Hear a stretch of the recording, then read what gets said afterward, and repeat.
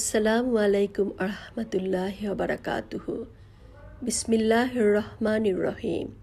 যাবতীয় প্রশংসা আল্লাহ রাব্বুল আলামিনের জন্য, যিনি সৃষ্টি করেছেন মানুষ আর আমাদের পথ প্রদর্শক হিসেবে পাঠিয়েছেন বিশ্বে সর্বশ্রেষ্ঠ মানব শেষ নবী হজরত মুহাম্মদ সাল্লাল্লাহু আলাইহি সাল্লামকে। জিলহজ মাসের আমল সম্পর্কে আজকে কিছু কথা বলবো। আরবি বছরের শেষ মাস হলো জিলহজ মাস। জিলহজ মাসের প্রথম 10 দিনের আমল আল্লাহ রব্বুল আলামিনের কাছে অতি পছন্দনীয় প্রিয় আমল। আমরা জানি আরবি মাস চাঁদ হিসেবে গণনা করা হয় এবং আরবি মাসে দিন শুরু হয় আসরের নামাজের পর থেকে। যে যেখানে থাকি আমরা স্থানীয় চাঁদ দেখার উপর নির্ভর করে মাস গণনা করব। জিলহজ মাসের শুরু থেকে 9 তারিখ পর্যন্ত রাসূল সাল্লাল্লাহু আলাইহি সাল্লাম সিয়াম পালন করতেন। সর্বমোট 9টি রোজা। সবগুলো রোজা রাখাই উত্তম, অধিক সওয়াব। সবগুলো না রাখতে পারলে অন্তত শেষের 2টি রোজা রাখার চেষ্টা করতে হবে। রাসূলুল্লাহ সাল্লাল্লাহু আলাইহি সাল্লাম বলেন, আরাফা দিবসের সাওম সম্পর্কে আমি আল্লাহর কাছে আশাবাদী যে তাতে পূর্ববর্তী বছর ও পরবর্তী বছরের গুনাহের কাফফারা হয়ে যাবে, অর্থাৎ পূর্ববর্তী এবং পরবর্তী বছরের গুনাহসমূহ আল্লাহ তাআলা মাফ করে দিবেন। সহিহ মুসলিম হাদিস নং 2636। এই রোজাগুলো হচ্ছে নফল রোজা, তাই যাদের রমজানের রোজা কাজা রয়েছে তারা প্রথমে কাজা রোজাগুলো রাখবেন এবং শেষে 2টি অথবা 1টি রোজা নফলের নিয়তে রাখবেন, যেটা আরাফার দিনের রোজা হিসেবে নিয়ত করবেন।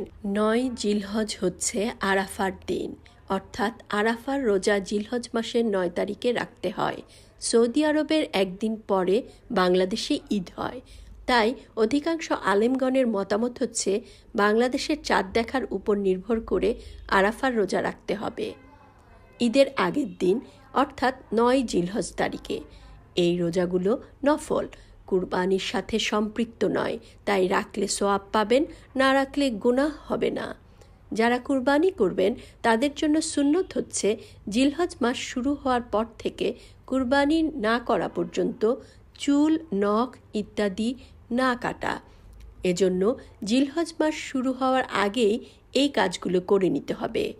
যারা কুরবানি করবেন না তারাও যদি এই আমলটি করেন তাহলে একটি মকবুল কুরবানি করার সওয়াব পাবেন ইনশাআল্লাহ।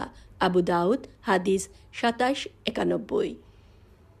প্রত্যেক প্রাপ্তবয়স্ক পুরুষ ও মহিলার উপর প্রত্যেক ফরজ নামাজের শেষে একবার করে তাকবীরে তাশরিক পাঠ করা ওয়াজিব। পুরুষেরা পড়বেন উচ্চ স্বরে এবং মহিলারা নিম্ন স্বরে পড়বেন, অর্থাৎ নিজেরা যেন শুনতে পারেন এমন স্বরে।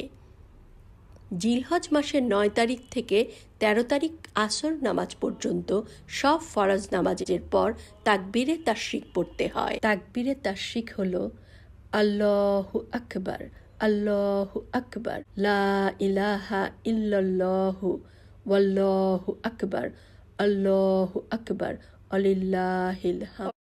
অর্থ, আল্লাহ মহান, আল্লাহ মহান, আল্লাহ ছাড়া কোনো ইলা নেই। আল্লাহ মহান, আল্লাহ মহান, সব প্রশংসা আল্লাহর জন্য। জিলহজ মাস হজের মাস। প্রত্যেক সামর্থ্যবান নারী পুরুষের জন্য এই মাসে হজ করা ফরজ। এখানে সামর্থ্য বলতে শারীরিক, মানসিক ও আর্থিক সব মিলিয়ে বোঝানো হয়েছে। আল্লাহ পাক আমাদেরকে সহিভাবে ইবাদত করার তৌফিক দিন, আমিন।